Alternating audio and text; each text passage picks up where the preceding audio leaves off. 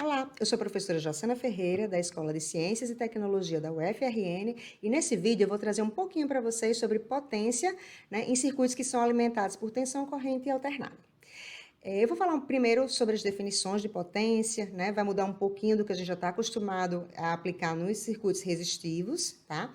Mas nessa aula vocês têm de focar, né, no triângulo de potências, porque ele é que nos dá, se a gente aprender a lidar com ele, ele vai nos dar todas as informações que a gente precisa sobre potência, né, de um determinado circuito. Bom, então, para a gente começar, eu vou relembrar com vocês o que a gente está acostumado a ver de potência, né? E quando a gente diz, calcule a potência em cima de um determinado elemento, aí a gente faz o quê? Diz que essa potência é V vezes I, e ela é dada em watts. A gente geralmente representa pela letra P, né, e chama ela de potência ativa. Ela tem outros nomes também que já já a gente vai ver.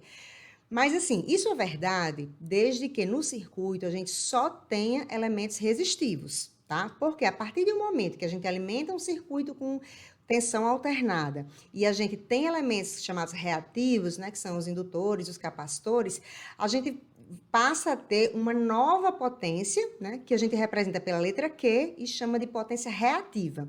A unidade dessa potência reativa, ela não é mais o watts, tá? Ela chama volt-ampere reativo, tá? Então, o que acontece? Se eu tenho um circuito que é só resistivo, essa minha potência reativa, ela é zero, né? Então, eu não tenho potência reativa. Por isso que a gente diz que P é V vezes I, e o resultado a gente dá em watts, né? Quando a gente tem um circuito puramente resistivo. Mas, a partir de agora, a gente vai trabalhar com circuitos que têm um indutor e capacitor e são alimentados em corrente alternada. Então, essa potência reativa, ela vai existir. Então, a minha potência total agora, tá? A potência continua sendo V vezes I, claro, tá? Mas V vezes I agora vai ser minha potência total. E essa potência total, eu tenho de levar em consideração tanto a potência ativa quanto a potência reativa. E essa soma, ela não é simplesmente uma soma escalar, tá? Ela é uma soma vetorial, né? Então, a gente vai ter a potência que a gente vai chamar de total, que é uma potência complexa, tá? Ela é um fasor, tá? A gente vai escrever na forma vetorial. E, uma vez ela sendo escrita na forma vetorial, a gente tem que a parte real dessa potência é justamente a nossa potência ativa. E a parte imaginária é justamente a potência devida aos elementos reativos, né? Que é a nossa potência reativa. Então, só para deixar claras as unidades, a potência ativa ela é dada em watts, a potência reativa em volt-ampere reativo, e a potência total, que é a potência complexa, que é um fasor, né, é escrito na forma vetorial, é a nossa potência escrita em volt e ampere, certo? Então, a partir de agora, a gente vai lidar com potência de um contexto mais amplo, tá? Considerando tanto a parte real quanto a parte imaginária.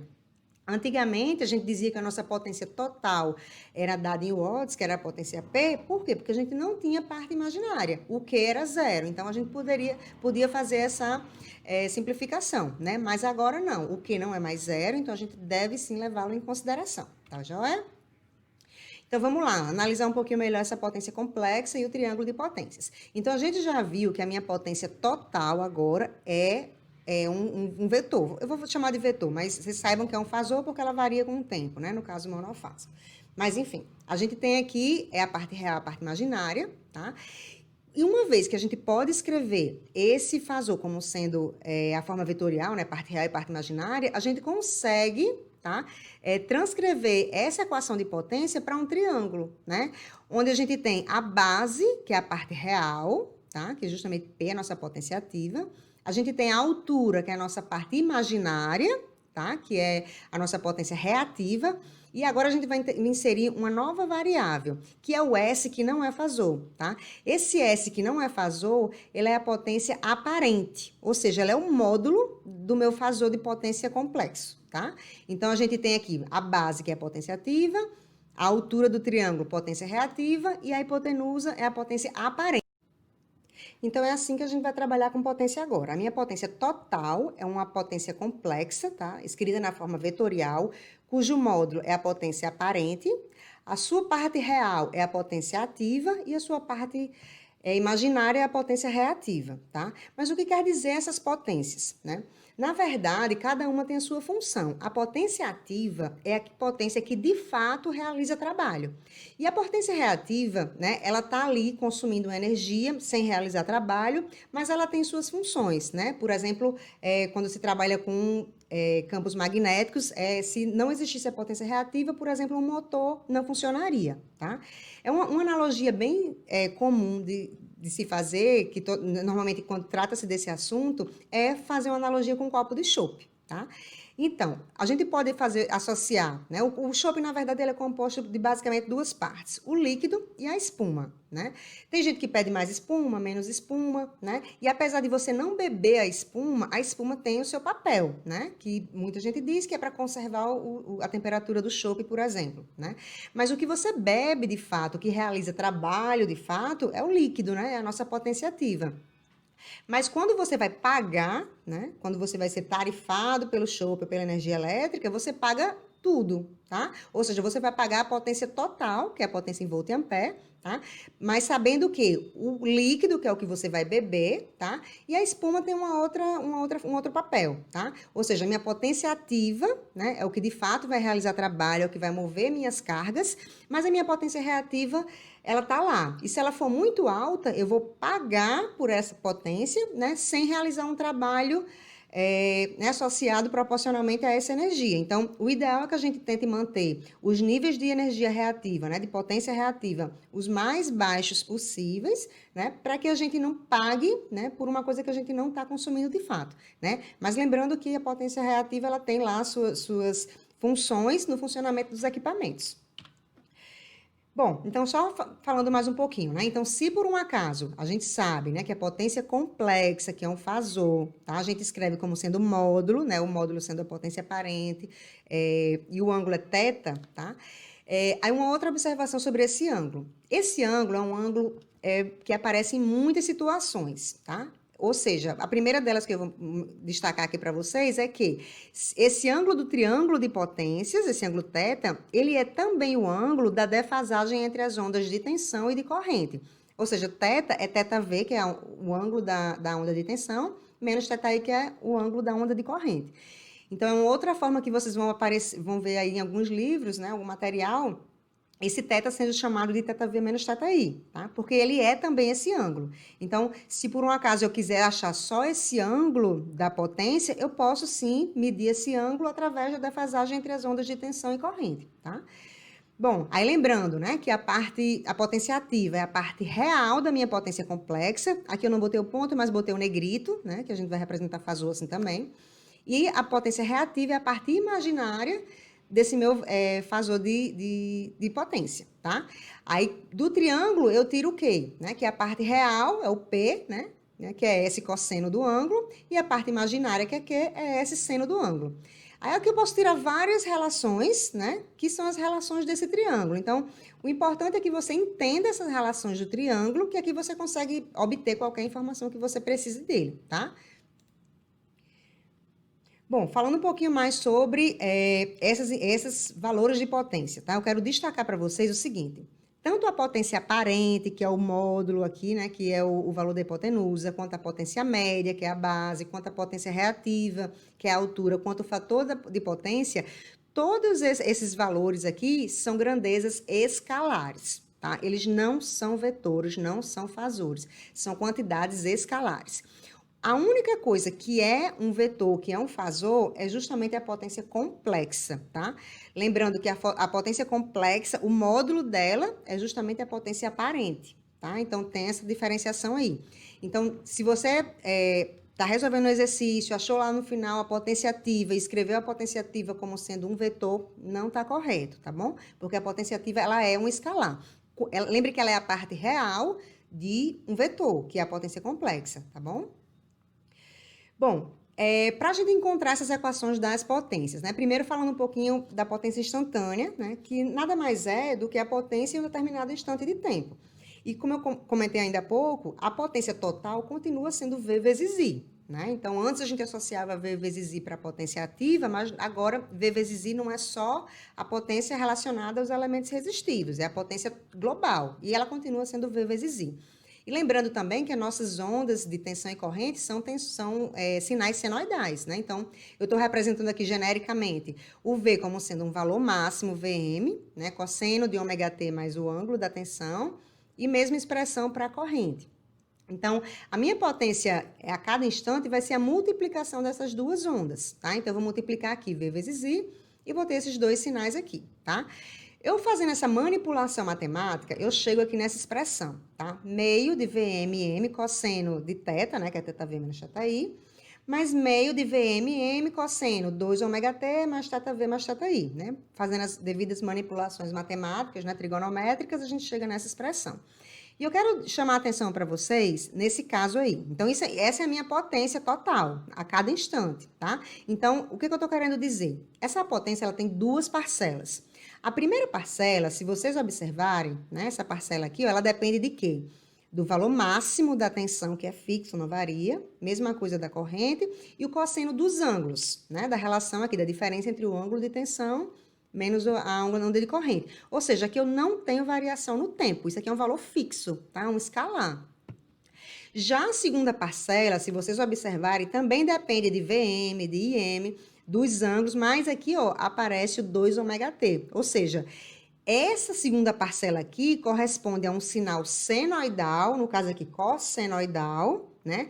Ainda mais, ó, com a frequência duplicada em relação à frequência das ondas de tensão e corrente, né? Ômega é a frequência de V e ômega também é a frequência de I. Então, essa parcela aqui da potência, né?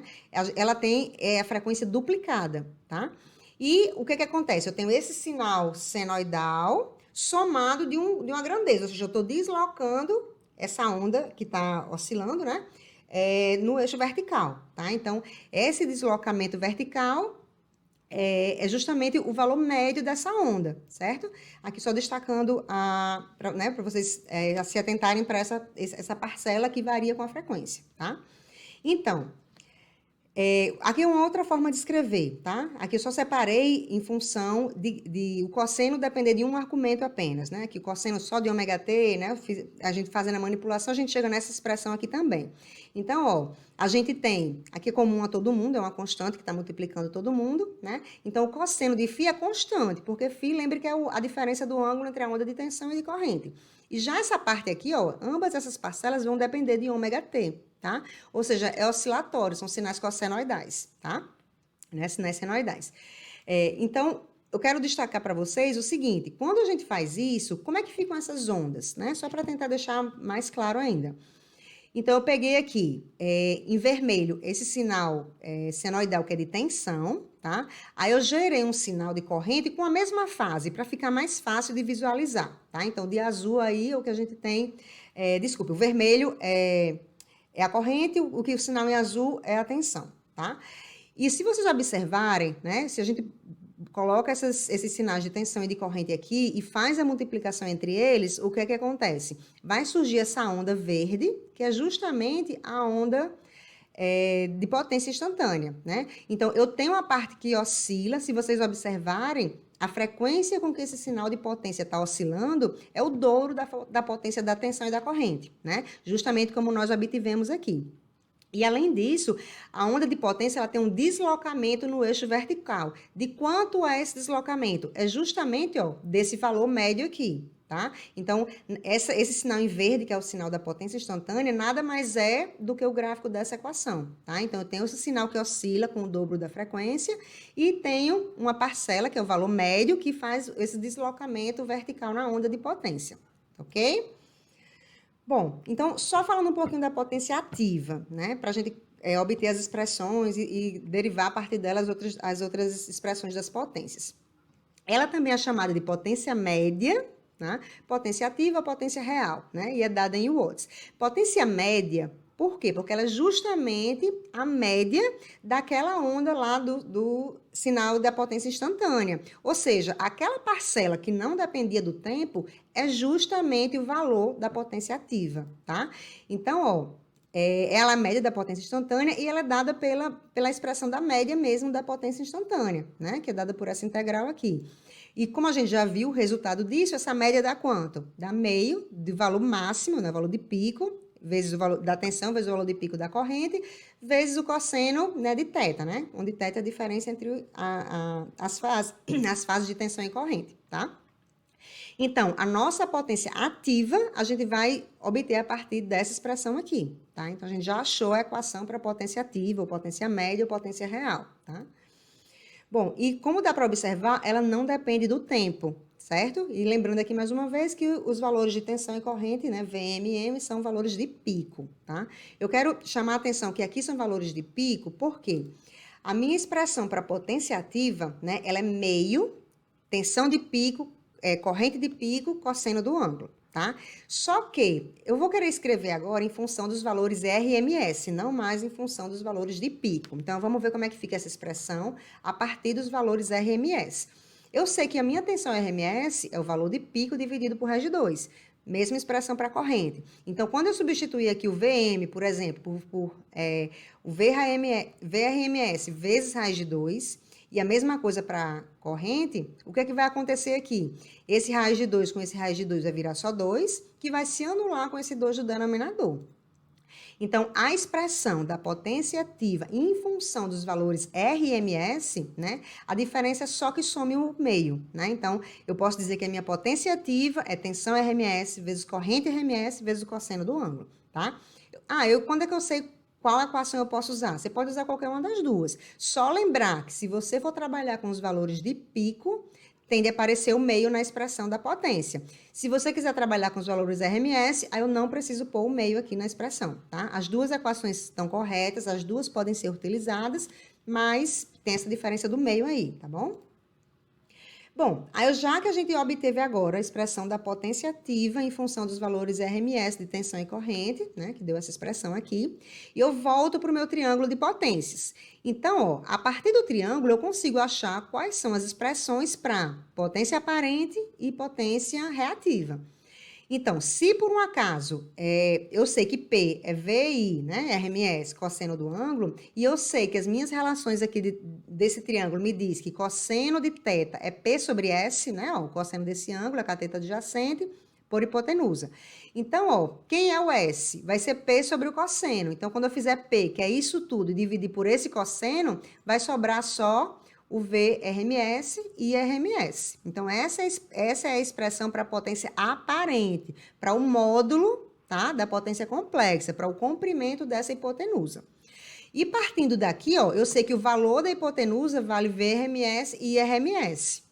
E eu sei que o seno desse ângulo θ, né, cateto oposto, que é Q, sobre a hipotenusa, que é S. Então, aqui a gente conclui também que a potência reativa Q é VRMS e RMS vezes o seno desse ângulo. Então, assim, ó, a gente já tem as expressões para as nossas potências, aparente, ativa e reativa, tá? Bom, e a potência complexa? Vamos explorá-la mais um pouquinho, né? Para a gente ver algumas relações. A gente sabe que a potência complexa, ela tem a parte real, que é a potência ativa, e a parte imaginária, que é a potência reativa. E a gente também pode escrevê-la como sendo módulo, que é a potência aparente, fase θ, né? Onde θ, lembrando que é a defasagem entre as ondas de tensão e corrente.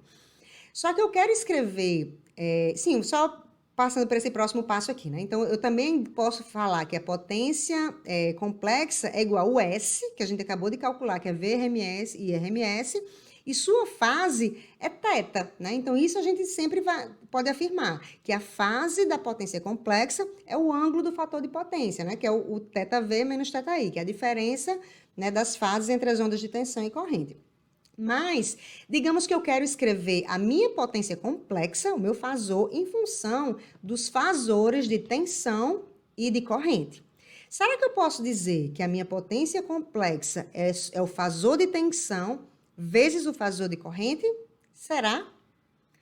Vamos ver se a gente pode, tá? Lembrando que a minha potência complexa é VI e a fase é θV menos θI, tá? Tem que ter isso em mente. Então, vamos lá. Vamos supor que eu vou multiplicar os fasores, né? VI para ver se dá a mesma expressão lá para a minha potência complexa. Então, quem é o fasor de tensão V? É o módulo, que é VRMS, né? O módulo, aqui escrito na forma RMS. E a fase é θV, né? Que a gente arbitrou desde o início. E A minha corrente, né, também escrevendo aqui em função dos valores RMS, né, é IRMS e a fase é θi. Lembrando que se eu fosse escrever aqui em função dos valores de pico, eu teria de pôr meio aqui. Ia aparecer meio, valor de pico, fase de tensão, né, valor de pico de corrente, a fase da corrente, tá? Mas RMS eu posso retirar o meio. Quando eu fizer essa multiplicação, né, como é que eu faço essa multiplicação entre esses dois fasores aqui? Eu vou multiplicar os módulos, ou seja, vai ficar VRMS vezes IRMS, e vou somar as fases, né? Então, a minha potência complexa ficaria V vezes I, a fase ficaria θV mais θI. Isso está errado, né? Lembram que o ângulo do triângulo de potências, que é o ângulo da potência complexa, é θV menos θI. Então, quer dizer que não é correto eu dizer que a minha potência complexa é simplesmente V vezes I, tá? Os fasores de tensão e corrente, né? Então, como é que seria o correto, né? O correto seria eu dizer que o meu fasor de potência é VI conjugado, né? Por que tem que aparecer o conjugado aqui, né? Porque quando eu faço isso, né, aí quando eu vou fazer a multiplicação, o V é VRMS, fase θV, né? O IRMS, e como é conjugado, vai ficar menos θI. Aí sim, quando eu faço essa multiplicação, eu vou ficar com VRMS vezes IRMS, e a fase eu vou somar, vai ficar θV mais menos θI. Aí sim, ó, eu vou ter a expressão correta para a minha potência complexa. Então, ó, se eu quiser escrever minha potência complexa em função dos fasores de tensão e corrente, S é VI conjugado, tá bom? Então, não vamos esquecer, tá combinado? Bom, e aqui só também para tentar destacar um pouco mais ainda sobre a potência complexa, né? A gente viu que ela é escrita por VRMS e IRMS, fase θV menos θI, tá? Se eu for destrinchar isso aqui em parte real e parte imaginária, eu tenho módulo, que é VI, cosseno do ângulo, então cosseno θV menos θI, mais J, né? V e RMS, né? Seno desse ângulo, né? Onde a gente tem que aqui é a parte real, ou seja, é P, né? E aqui eu tenho a parte imaginária, ou seja, é Q, né? Então, a gente tem a minha potência ativa é a parte real de VI conjugado, que é a minha potência complexa, e a minha potência reativa é a parte imaginária de VI conjugado, que é a minha potência complexa, tá? Ou seja, só uma outra forma de escrever as expressões, né, reais e imaginárias da potência complexa, tá joia? Bom, e aqui só uma observação, né? Como é que se comportam as potências ativas e reativas, ativa e reativa, quando a gente tem os ângulos nos limites, né? Por exemplo, se a gente tem uma carga puramente resistiva, lembra da aula de fasores? A gente tem que a onda de tensão está em fase com a onda de corrente, ou seja, a diferença entre esse ângulo dá zero. Então, se eu tenho uma carga puramente resistiva, a minha potência ativa, né, aqui depende do cosseno desse ângulo, como esse ângulo é zero, fica igual a 1. Então, eu tenho que VI, tá? E para essa mesma situação, quando eu tenho uma carga puramente resistiva, né, eu tenho que esse ângulo é zero, então, como a potência reativa depende do seno desse ângulo, então minha potência reativa é zero. E tem muito sentido. Por quê? Lembra que potência ativa dada em watts, a gente usava ela só quando a gente tinha carga resistiva. Se a gente não tinha elemento reativo, a potência reativa era zero e a gente desprezava, tá? Então, ó, se eu tenho uma carga puramente resistiva, a minha potência ativa é o valor máximo, ou seja, ela passa a ser minha potência aparente, né, a potência total. É como se no triângulo eu não tivesse altura, né, a base é igual à hipotenusa, certo? E a minha potência reativa, né, consequentemente, é zero. Já se eu tenho uma carga puramente reativa, aí aqui eu tenho duas situações. Uma carga puramente reativa, eu não tenho parte resistiva, a parte resistiva é zero, tá? Então, eu tô com o meu vetor lá, ó, em cima do eixo, o eixo imaginário, ou com 90 graus, ou com menos 90 graus, né? Se for indutiva, vai ser mais 90, se for capacitiva, menos 90 graus. Nesse caso, o cosseno do ângulo, que vai ser 90 ou menos 90, passa a ser zero. Então, minha potência ativa é zero, né? E já a potência reativa, o módulo dela, botei o módulo porque ela pode ser tanto positiva quanto negativa, né? Se esse seno for 1 ou menos 1, né? Então, o módulo dela vai ser o meu valor máximo de potência, que é a potência aparente, né? Então, ó, aqui fica claro de perceber, né, que a potência reativa, ela está associada aos elementos reativos, indutância e capacitância. Já a potência ativa está associada realmente aos resistores, certo? Bom, e o que é o fator de potência, né? O que falta para a gente finalizar esse contexto aqui, tá? O fator de potência, ele é uma medida, tá?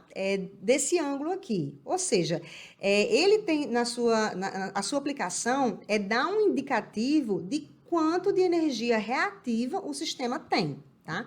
Porque olha só, o fator de potência, ele é dado pelo cosseno desse ângulo aqui, tá? Então, o fator de potência é P sobre S, é dado pelo cosseno desse mesmo ângulo, que é o ângulo do fator de potência, né? Que é o ângulo da defasagem entre a onda de tensão e corrente. Então, se vocês observarem aqui o triângulo, né? Esse cosseno, né? Se o ângulo for bem pequenininho, né? Esse cosseno vai se aproximar de 1. E se esse ângulo for pequeno, quer dizer que a minha altura aqui é pequena, ou seja, eu tenho pouca energia reativa. Então, quanto menor a energia reativa, mais o cosseno do ângulo, o fator de potência, se aproxima de 1, tá? E esse é o ideal que as companhias, as empresas sempre buscam, é ter o fator de potência mais próximo possível da unidade, tá? Por quê? Porque lembrando que a potência que eles são tarifados, que gera trabalho, né, que move as cargas, é a potência ativa. Mas, na verdade, ele paga pela potência total, ativa e reativa. Então, como ela não realiza trabalho, então é interessante que ela seja minimizada, tá bom? Então, o fator de potência, ela dá essa ideia, né? E lembrando que o fator de potência é o cosseno, né, desse ângulo, certo? Então, o fator de potência é o cosseno do ângulo do triângulo de potências, que é o mesmo ângulo de defasagem entre tensão e corrente, tá? E aqui eu chamei a atenção para mais uma coisa. Lembra que esse mesmo ângulo, que é a defasagem entre as ondas de tensão e corrente, também é o ângulo da impedância, né? Porque Z não é V sobre I. Então, o V, o ângulo dele é θV, o I, o ângulo dele é θI. Então, quando eu faço essa diferença aqui, usando a lei de Ohm, eu tenho justamente esse ângulo aqui para a impedância, que é θ também. Então, esse ângulo, ele está presente em vários lugares. Ele é o ângulo da impedância, ele é o ângulo do triângulo de potências e ele é o ângulo da defasagem entre as ondas de tensão e corrente, certo? Bom, na verdade, isso acontece porque a gente tem essa semelhança de triângulos aí, tá? Se eu considerar aqui que a minha impedância, né, que é o módulo da impedância, a parte real da impedância é R e a parte imaginária é X, né? Lembrando a aula de impedância. Então, eu posso usar essa comparação entre esses triângulos, né?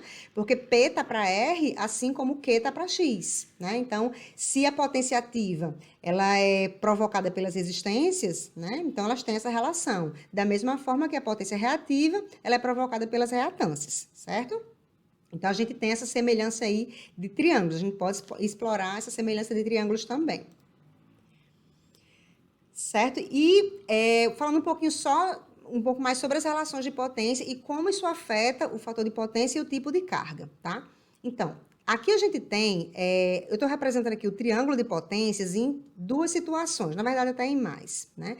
Ó, é como se aqui o eixo real, aqui eu estou representando a minha potência ativa, ela sempre vai ficar aqui nesse eixo real, tá? E ela sempre vai ser positiva. E a gente vai calcular a potência reativa e, de novo, ela pode dar positiva, né? Ou seja, esse ângulo aqui vai estar no primeiro quadrante, ou ela pode dar negativa e esse ângulo ficar no quarto quadrante, tá? O que vai determinar isso? O tipo de carga. Se a gente tem uma carga puramente resistiva, eu não tenho potência reativa, né? Então, o Q é zero e o ângulo é zero também, tá? Então, o Q é zero, então, para as cargas resistivas. Se por um acaso esse Q é positivo, o que vai acontecer? Esse ângulo está aqui no primeiro quadrante, né? E isso acontece quando eu tenho cargas indutivas, né? E nessa situação, a gente costuma dizer que o fator de potência está em atraso. Esse termo atraso é porque a gente sempre se refere se a corrente está adiantada ou se a corrente está atrasada em relação à tensão. Como θV, que é a referência, menos θI dá positivo, então quer dizer que a onda de tensão está na frente da de corrente, ou seja, a corrente está em atraso, ou seja, o fator de potência em atraso, tá? Já se a gente tiver o Q negativo, né? Esse triângulo ele vai ser o contrário, ele vai ser um triângulo para baixo, né? Como a gente está vendo aqui, ó, parte P é a base, a altura está negativa e a hipotenusa que continua sendo S.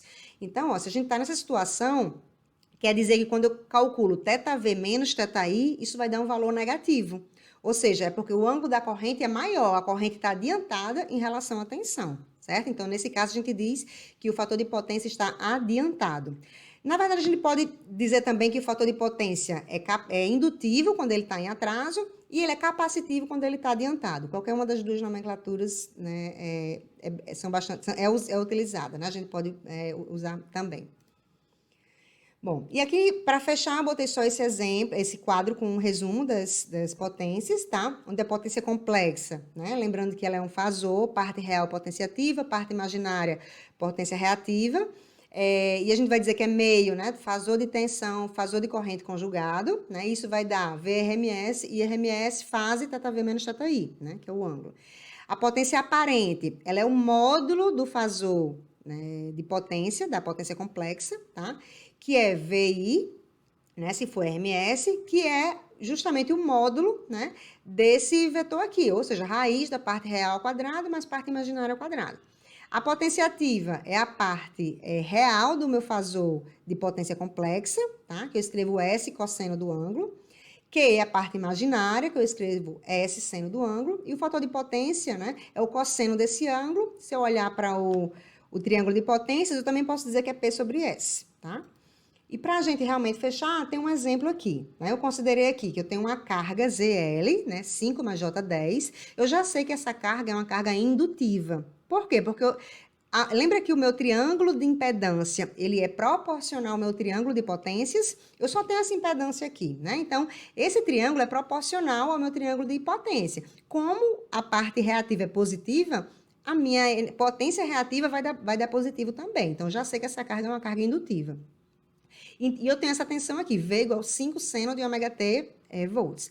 Eu peço duas coisas, o fator de potência e para desenhar o triângulo na carga, tá? Bom, então essa é a situação que a gente tem. A gente tem essa impedância ZL e a tensão sobre ela, né? Então, primeira coisa, como eu quero achar o fator de potência, quer dizer que eu preciso achar um ângulo. E onde é que eu posso achar esse ângulo? Esse ângulo eu posso achar em três situações. É o ângulo da defasagem entre a onda de tensão e a onda de corrente, é o ângulo da potência complexa, né, do triângulo, e é o ângulo da impedância. Dessas três situações aqui, o que está mais fácil para mim é justamente ver o ângulo da impedância, né? Eu sei que ZL é 5 mais J10, né? Considerando a coordenada cartesiana. Se eu transformar isso para a coordenada polar, eu vou ficar com 1,18 fase 63,43.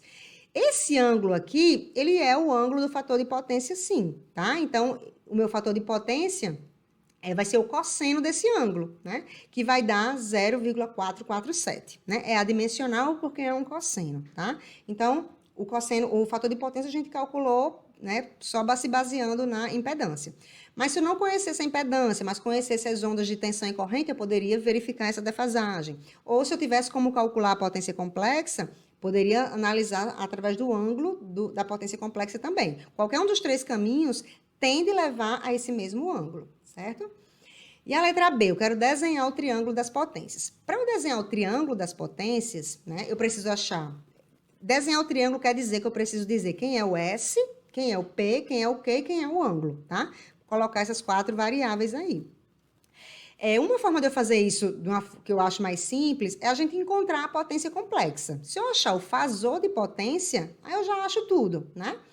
Então, vamos tentar fazer dessa forma, tá? Apesar de que existem várias formas de eu fazer, mas eu vou fazer dessa maneira.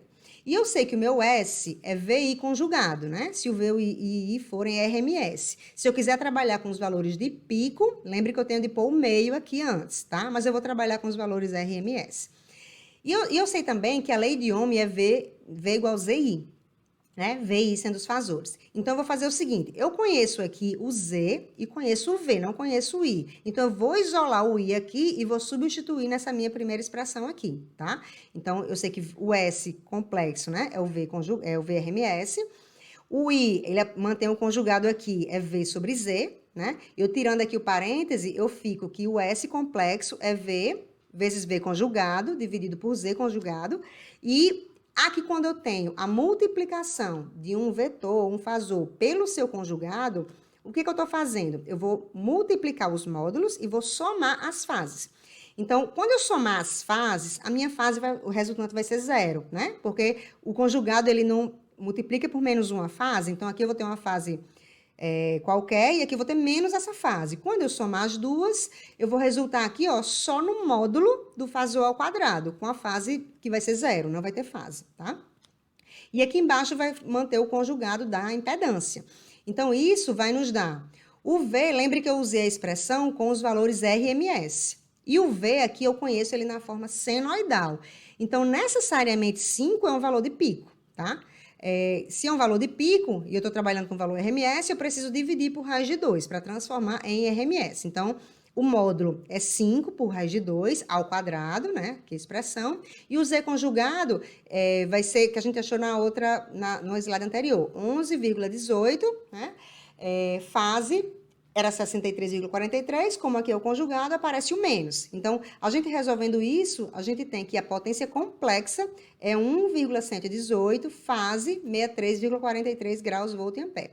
Isso está correto, né? Por quê? O ângulo da potência complexa precisa ser o mesmo ângulo do fator de potência. E a gente já tinha achado que era esse ângulo aqui. Então, estamos no caminho certo, né? Está correto, tá?